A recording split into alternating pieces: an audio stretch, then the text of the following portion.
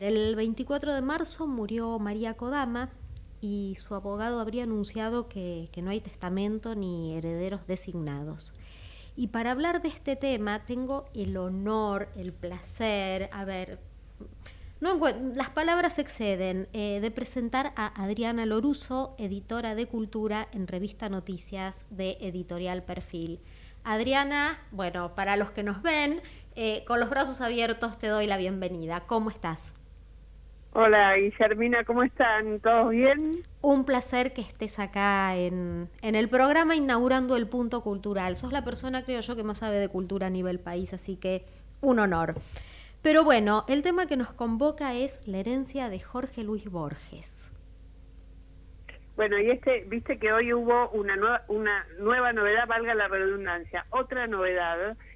Hasta ayer el abogado Fernando Soto, que es el abogado y apoderado de María Kodama en vida, anunciaba a la prensa en una pequeña reunión que no había testamento. Él había consultado a la escribana de María Kodama y habían encontrado que no había testamento, lo cual era ya rarísimo. Sí. Y que, bueno, aparentemente las personas que rodeaban a María en su vida cotidiana tampoco podían dar cuenta de un testamento hológrafo, Sí. que es el testamento que se hace en la intimidad sin la presencia del escribano, pero que tiene validez de testamento. Bien. Por lo tanto, él se presenta él abre una sucesión o pide al juez abrir una sucesión para proteger los bienes de María, sobre todo todo lo que estaba en la Fundación Borges, manuscritos de Borges, libros, medallas con miles de condecoraciones y premios en el mundo. Él toma esta decisión, o por lo menos esto es lo que él declara, que toma esta decisión. Él la presenta como acreedor porque le debían una cuenta de honorarios y esto le permite a él pedirle al juez que abra la sucesión con el fin de cobrar supuestamente esto que le debía María Kodama, que en realidad a él no le interesaba en sí, sino abrir la sucesión. Sí. La novedad es que salió en todos los diarios y este tipo de cosas es un nivel de publicidad muy favorable, estos juicios donde se buscan herederos, porque teóricamente no había herederos directos, teóricamente no hay herederos forzosos, ni padres ni hijos de María Kodama. Y los herederos colaterales, que serían los sobrinos, primos, hermanos, aparentemente los amigos no tenían demasiada noticia, sabían que había un hermano, y cuando el abogado metía el nombre del hermano en un servicio parecido al Veraz, le salía el dato de un Jorge Kodama con un documento que más o menos remitía al mismo año a los mismos años de nacimiento de María Kodama, pero estaba fallecido. Sí. Lo que la novedad de hoy es que aparecieron los hijos de ese hermano, de Jorge Kodama, que son 5, una de esos 5, una de las sobrinas, es abogada y es la abogada que se presenta a esa sucesión y dice no está intestado esta sucesión, no está sin herederos, sino que somos nosotros 5 los herederos, y le pedimos al juez más o menos lo mismo que pidió el abogado, que se congele todo, que se busquen las cuentas, que se que se proteja el patrimonio hasta tanto esté aclarada la sucesión. Así que esta película parece parece digno de una serie, porque bueno, Exacto. ayer lo decíamos hoy en la previa al programa, hablando con el operador, decíamos, hasta ayer estaba vacante esta cuestión, ¿no? Estaba vacante, sí. Hoy aparecen no 1 ni 2, 5, que también en estas cuestiones, siempre digo, cuando hay que repartir una herencia vemos de qué estamos hechos. Y 5 personas que también se tienen que poner de acuerdo, porque esto tampoco es fácil. Sí, en realidad, sobre todo porque en este caso, digamos, lo que está en juego de real valor, digamos, cualquiera que entre en cualquiera de las notas que hay hoy publicadas puede mirar los documentos. Hay 2 departamentos de María Kodama, una casa que es la sede de la Fundación Borges, y todos los bienes que están dentro, que son los que no se sabe muy bien qué son, cuáles son y qué valor tienen. Claro. Ahora, realmente el patrimonio importante son los derechos de la obra de Borges, que están editados en todo el mundo, porque no nos olvidemos, y mucha gente por ahí no tiene conciencia, de que Borges es uno de los grandes escritores del siglo XX, a la altura de Pessoa, Kafka, Joyce. No es un autor más, no es ni siquiera.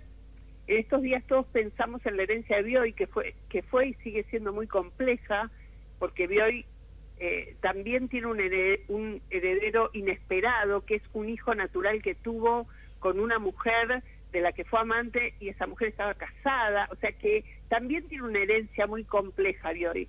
Pero la diferencia es lo que se juega económicamente en una y en otra. En Claro. Borges se juega un patrimonio en derechos que tiene hasta que entre en dominio público, que creo que es en el año 56, es una herencia, no sé si tampoco son millones de dólares, pero es una herencia importante, es una herencia, es un ingreso seguramente anual muy importante.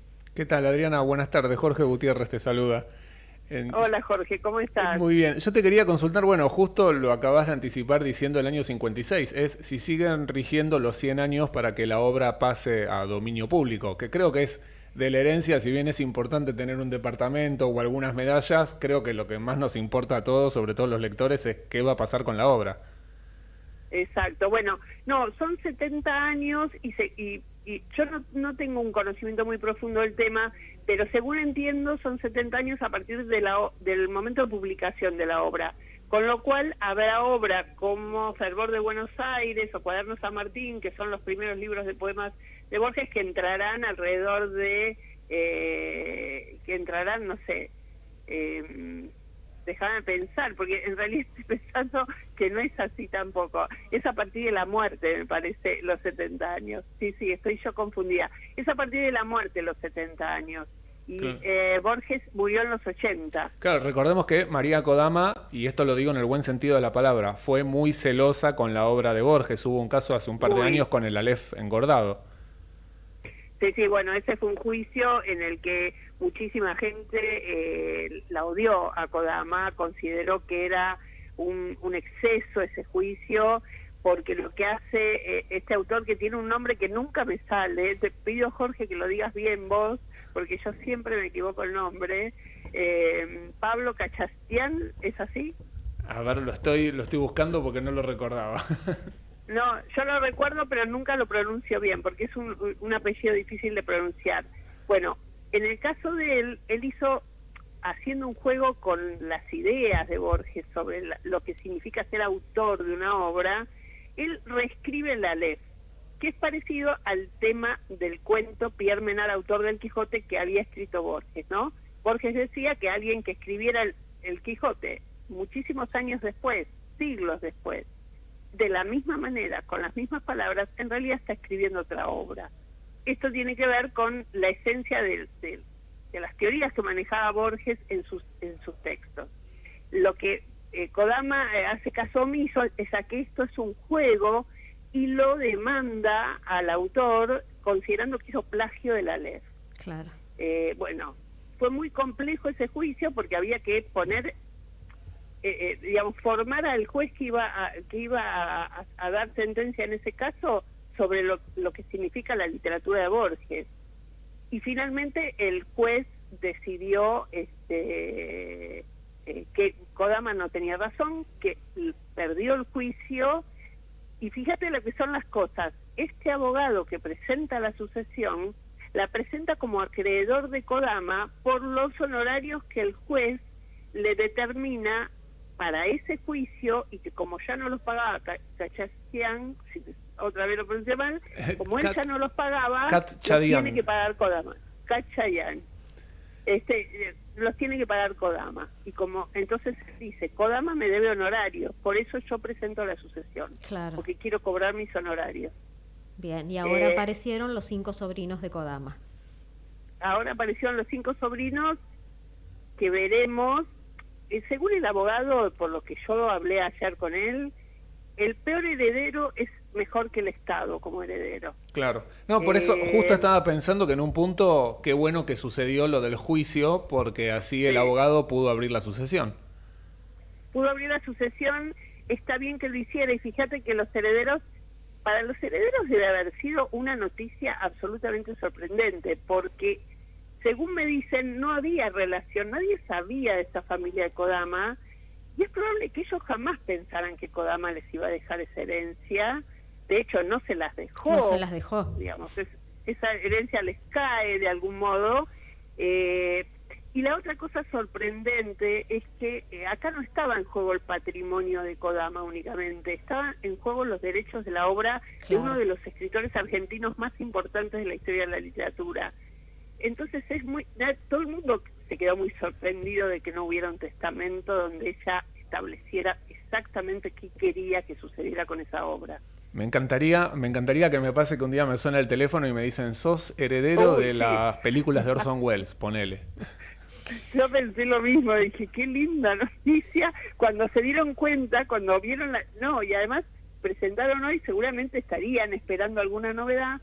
De hecho, cuando murió María Kodama, todos los periodistas llamamos al abogado, conseguimos el teléfono, lo llamamos, considerando que él iba a estar al tanto de lo que sucedía, y él nos decía a todos, no, la verdad es que no manejaba yo los juicios de ella, manejaba las cuestiones de ella, pero no teníamos tanta intimidad como para que me contara. Sí me había dicho que sabía lo que iba a hacer con su herencia, pero digamos, no llegó, o sea, por eso fue sorprendente, porque ella sí sabía este tema de la Universidad Norteamericana que se rumoreó, ella estaba en su cabeza de dar ese legado a universidades, a instituciones educativas que pudieran hacer un buen uso, digamos, entre comillas, de la obra de Borges. Así que estamos todos. Creo que hoy le escribí a un importante agente literario, no voy a decir el nombre para no comprometerlo, para que me ayudara a entender algunos vericuetos de las herencias, y entonces me decía, bueno, prepárate porque esta herencia va a tener muchos capítulos todavía. Sin dudas. Así que, digamos, ese es solo el comienzo de una herencia que puede llegar a ser muy complicada. Bien, bueno, Adriana, un lujo porque, como vos bien dijiste, más allá de si es un departamento, 2, 3, acá el eje y el foco debe estar puesto en lo que implica los derechos de la obra de Borges, ¿verdad? Exactamente. Así que bueno, gracias por haber inaugurado, por haber engalanado este punto cultural en nuestro programa, y te deseamos lo mejor. Bueno, igualmente para ustedes. Gracias. Era Adriana Loruso, editora de Cultura de Revista Noticias de Editorial Perfil.